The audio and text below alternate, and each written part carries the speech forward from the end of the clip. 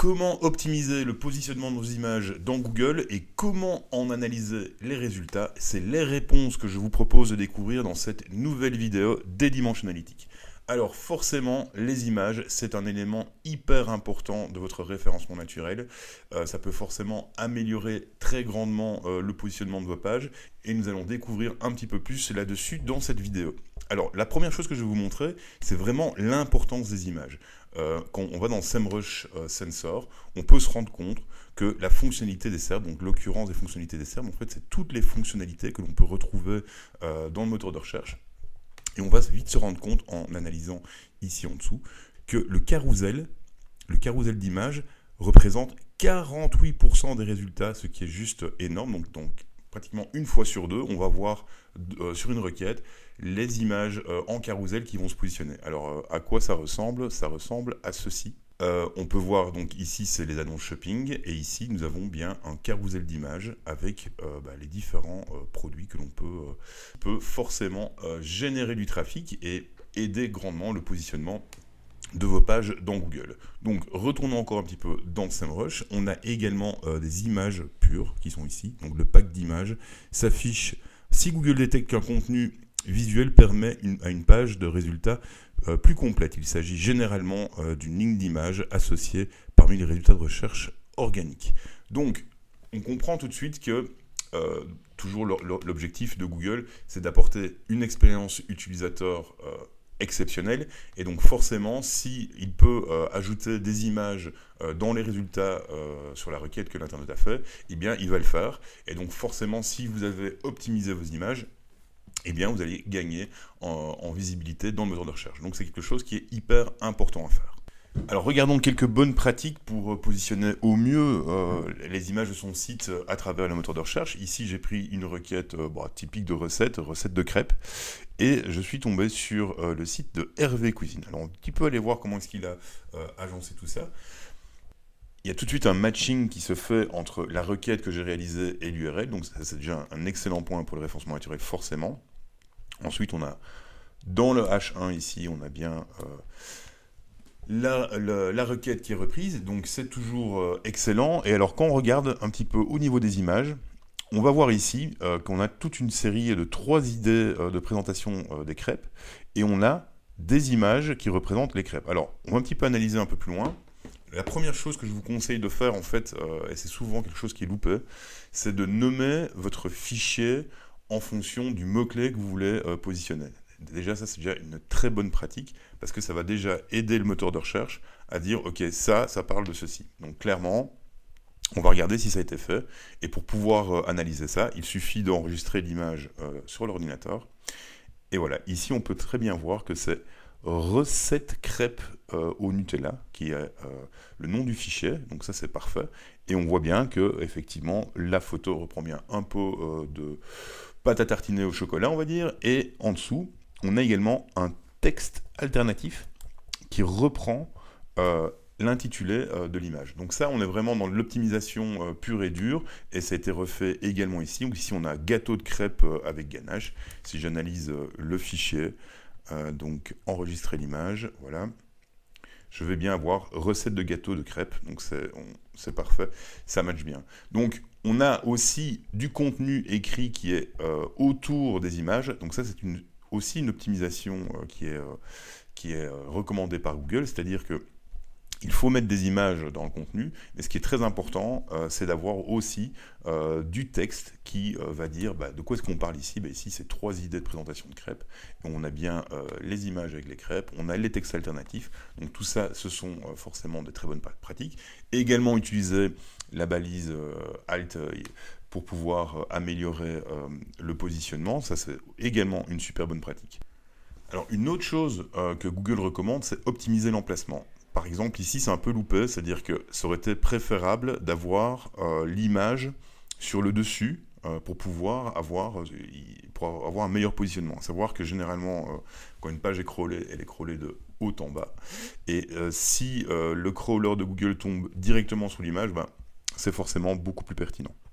Donc Donc ça, c'est une chose, ici, on peut avoir ce type d'optimisation, c'est-à-dire faire remonter l'image. Alors l'autre chose qui est vivement recommandée, c'est d'utiliser des images qui sont propres, c'est-à-dire utiliser des images qu'on a créées soi-même, pas des images qu'on a piquées, ou pas des images qu'on a prises dans une banque d'images, qu'on va retrouver la même image sur 250 sites.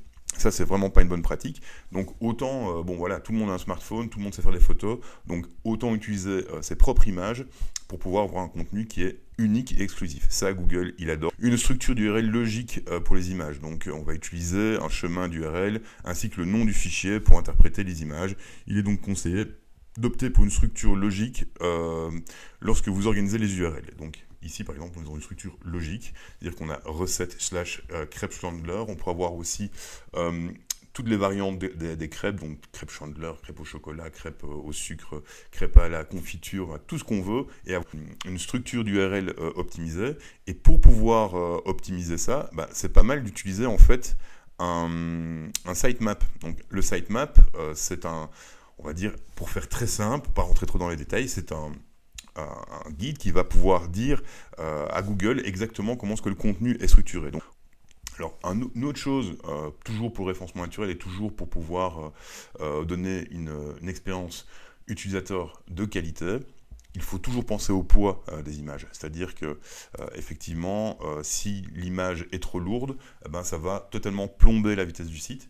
Donc le site, la page sur laquelle ces images lourdes sont positionnées va être beaucoup plus lente, et donc ça va impacter négativement votre référencement naturel.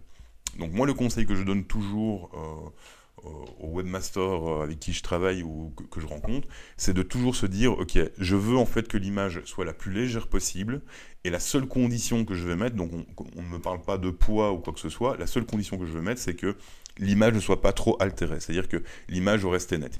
Ici, par exemple, on peut voir effectivement que l'image, elle reste nette, même on a un effet de flou sur l'élément arrière, mais l'image reste nette et le poids doit ne pas être trop lourd. On va d'ailleurs regarder quel poids fait cette image. Donc j'enregistre l'image sur mon ordinateur. Voilà, j'ouvre l'image. Ici, je vais aller regarder la propriété de l'image. Information sur le fichier. Voilà, le fichier, il fait 11,9 KO. Bon, voilà, ça, c'est une image qui est super optimisée pour le référencement naturel. Comme je vous l'ai dit, en fait, ce qui est important, c'est simplement que l'image ne soit pas altérée. Elle est hyper légère, et donc voilà, ça c'est super optimisé, et ça va fonctionner aussi bien pour les ordinateurs que pour les smartphones. Donc on va retourner en fait dans Google, parce que quand on parle d'image, on parle forcément de Google Images également. Donc Google Images, il se trouve ici. Et on va voir toutes les informations que l'on peut voir. Alors on peut voir aussi que Hervé Cuisine, donc le site que l'on a visité juste précédemment, est là. Et alors il faut aussi bien se rendre compte que l'optimisation sur la page est très importante, c'est-à-dire que Google va ici créer une fiche d'information pour l'utilisateur, sur laquelle il va reprendre la photo concernée, le titre qu'il va en fait créer lui-même, recette de crêpes de la Chandler, toutes les informations qui sont liées à ça, il va aller rechercher des éléments de votre contenu pour pouvoir positionner et créer une fiche la plus pertinente possible. Donc concrètement, ça ne sert à rien de mettre une image qui n'a aucun rapport avec votre contenu. Il faut toujours être le plus pertinent possible entre le contenu écrit que vous avez créé pour votre page, pour votre site, l'URL de destination, le titre que vous utilisez, l'image qui est utilisée sur la page. Tout ça doit avoir la plus grande des cohérences pour pouvoir être le mieux positionné, que ce soit dans le moteur de recherche classique ou dans Google Images. Parce que toutes ces informations-là vont être regroupées dans cette même fiche.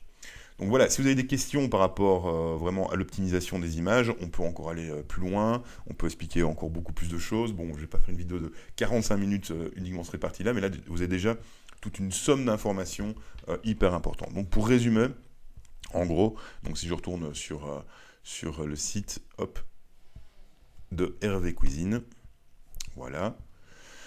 Donc l'optimisation, elle se fait forcément.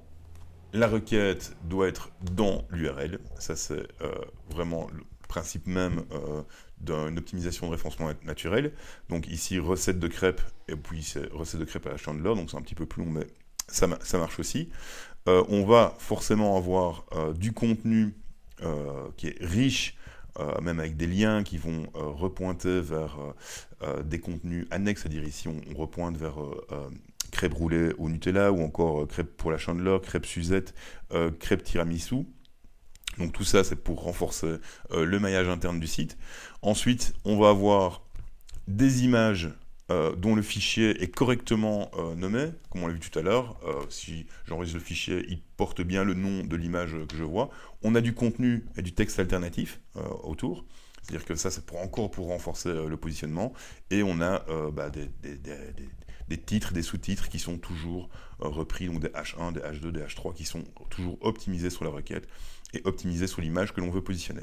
Donc voilà, tout ça, c'est les bonnes pratiques pour pouvoir clairement positionner au mieux ces images dans le moteur de recherche, que ce soit dans Google Images ou alors dans les fonctionnalités des SERP qui affichent des images. Alors maintenant, si vous voulez analyser la performance en fait de votre trafic issu de Google Images, eh bien, j'ai une mauvaise nouvelle. Ce n'est plus possible dans Google Analytics, c'est-à-dire que Google a pris la décision de supprimer la différenciation de ce trafic comme une source référente dans Google Analytics. C'est-à-dire qu'avant, ici j'ai pris le compte d'un de nos clients, avant on pouvait identifier ce trafic directement dans les sites référents. Donc si je vais dans les sites référents, et ici vous avez vu, je remonte jusqu'au 1er janvier 2016 pour aller chercher ces informations. On peut voir dans les différents sites référents, si je vais faire un petit filtre sur tout ce qui est images, hop.